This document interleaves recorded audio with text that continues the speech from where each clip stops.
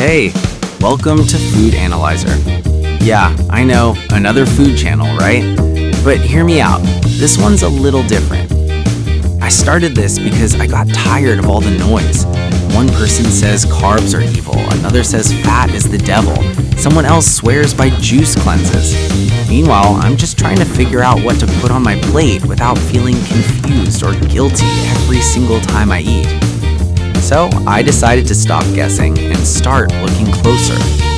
Here we're going to look at real food, the stuff you actually buy and eat, and figure out what it's really doing inside your body. No extreme diets, no miracle foods that cost more than my rent, no scare tactics, just honest answers. We'll talk about the right foods to reach for more often, the ones that quietly give you better energy, clearer skin, stronger focus, steadier mood. And yeah, we'll also talk about the foods that are better left alone, the ones that slowly build inflammation, mess with your blood sugar, or carry hidden stuff you don't want in your system long term.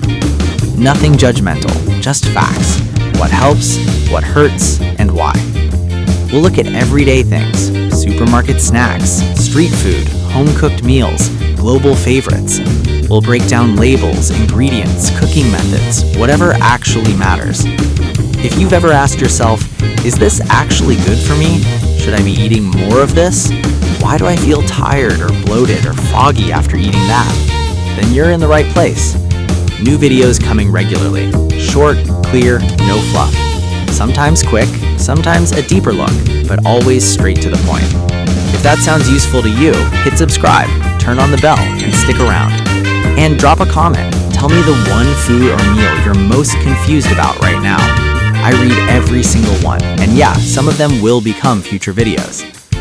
Alright, that's me, Food Analyzer. Let's start seeing what we're really eating. See you in the next one.